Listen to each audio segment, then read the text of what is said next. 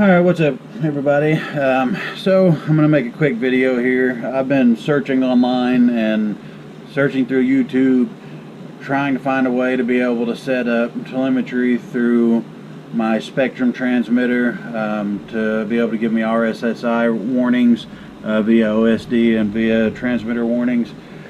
So I finally got enough information where I was able to get this complete, and hopefully this video will help a lot of people out, because I know there's been a lot of question about it and I haven't been able to find the information available by anybody. So I'm going to go ahead and put this out there. Almost seems secretive, so let's get this shared so people can get this function on their equipment as well. So here's my Armington Chameleon.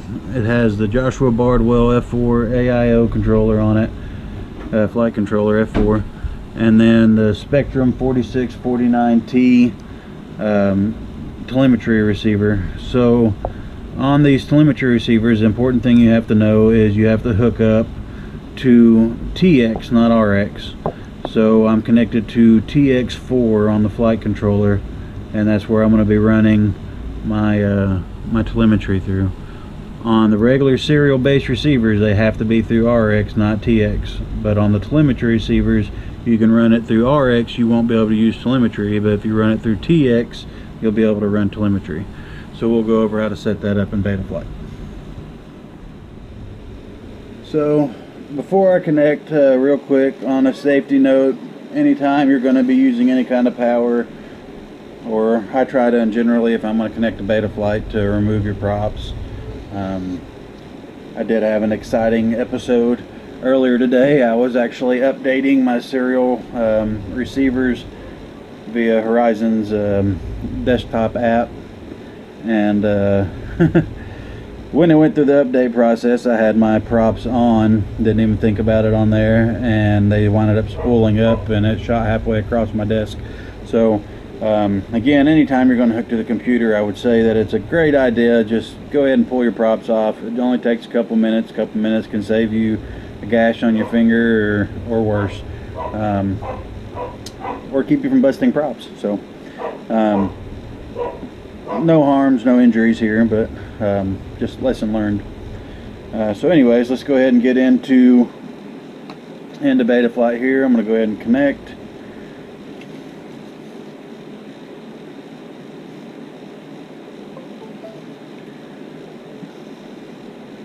Alright, so once we're into Betaflight, the important things we need to do is, one, on your ports tab, again, for the UART you're using on the TX, I know it says RX here, but you're using TX for using telemetry.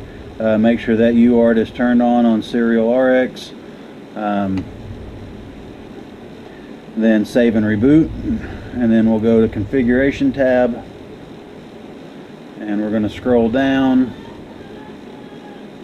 And you'll see here I'm currently set to serial based receivers, Spektrum, S-Bus, SUMD, and then for Betaflight versions 10.3 and newer is Spektrum 2048 SRXL. For 10.2 and older is going to be Spektrum BIDIR. It's bi-directional. Your RSSI signal strength here, make sure this tab is off, and make sure you turn telemetry on. Alright, save and reboot, and then we'll go over to the receiver tab. So here you're going to make sure you're set to Spektrum Graupner JR, which will put you on Taylor 1234. And then you're going to go to your RSSI channel right here. I know this might be difficult to see, guys, but right here on the side, you want to set that to an auxiliary channel that you're not using. So if you're using 1, 2, and 3 for any of your modes, make sure you set it to an auxiliary channel outside of that parameter. If you're using a DX6, you might be using a channel, auxiliary channel for arming and disarming, and another for changing flight modes, or for other various settings that you can put it towards. So you'd be limited to 3 extra auxiliary channels. So just make sure that you set it to a channel that's not being used on your controller. So once that setting's there, save, and we'll move on to OSD. So on your OSD, you just want to make sure you turn the RSSI value to on. And that's it, guys. I mean, that's simple. Hit save. Alright, so currently I'm running the IX12. Super simple to set up. I know process is pretty much the same on other Spektrum products. So what you want to do is you want to go into model setup, and then you're going to go to telemetry, and then I ran an auto config, gave me RPM, volts, temperature, flight pack, and then I selected 5 was my first empty, and went to the bottom of the scroll down and selected text gen. Brought up this screen, I turned display on and hit save.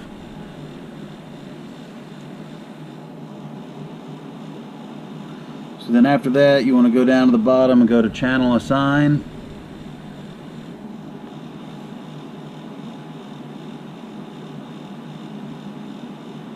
So once you're in channel assign,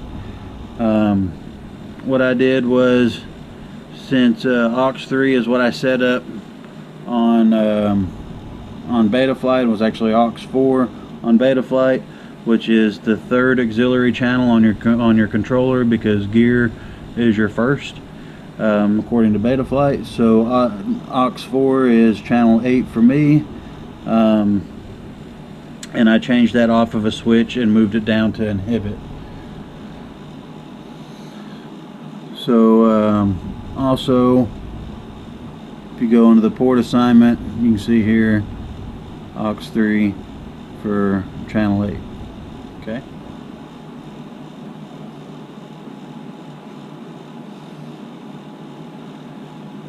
So then what that does is that gives you these screens right here. You have the telemetry screen, flight log, min max, so that tells you minimum voltage, max volt, so minimum volt per cell, max volt per cell, or per pack, I mean. Voltage will display here also, so you don't really need all these, because really all you need is one to show you the voltage. Flight pack capacity, had it was plugged in. I'll go ahead and get that on there.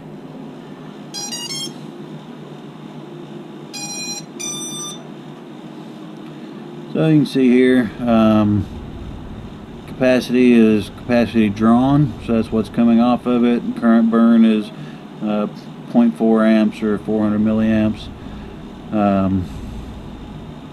So then text gen, by turning that on, gives you the ability to control your OSD features, such as your VTX control, as well as your PID tuning, rate tuning, and everything else via controller, same way you would get into on your OSD.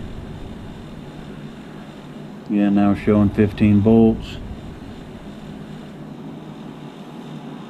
What it's showing per cell. And kind of odd, this started off working for me, showing RSSI value here, but I don't know why it's not showing it now, but it does still show RSSI value on my monitor, which I'll be showing you next. And that's pretty much it, guys, on the controller. Alright guys, I know this might be hard to see, but here's my monitor, and you can see I'm now showing 99 on my my RSSI value in the top corner. I'm trying to angle this where the light don't wash it out. So before, all I was getting was a flashing 9. Then when I was out flying, gave it throttle, the number would rise as I was throttling. As I throttled down, the number would start dropping. So now I've got a steady 99 at range, and we can do a little test here. See if I can prop this up. That way we don't get the glare from my overhead light here. And what I'm going to do is go in my controller and go to range test and see if I can hit half power and make it drop up. There we go. So I hit half power and it's starting to drop down. Again, it's not dropping much because I'm super close to my receiver, but you can see there is a value I let off, goes right back to 99. I can hit range test again and the value will start dropping down. And the more I get in front of it, like I put it behind my back, we're getting down in the 80s. So not complicated at all. I don't know why this wasn't an easy video to find, so if it is out there and I was overlooking it, my mistake on doubling up content, but I just figured, you know, I couldn't find it. I'm sure there's a lot of other people that can't find it, so I'm going to put this out there. Maybe this will help people find it. So I do want to give a big shout out to Bardwell. He's helped me through a lot of items. If you do have trouble, you should check him out. Joshua Bardwell, FPV Know-It-All. You sign up for his email and shoot him an email. Hit him up on Facebook. He usually responds in a pretty timely manner. Very knowledgeable guys, helped me through a lot of problems and pointed me in the right directions for finding fixes anyways. Also a shout out to Schizo. He's the one that first helped me through PID tuning between him and Stingy. So definitely appreciate it, guys. I appreciate the content. I mean, enjoy the hobby.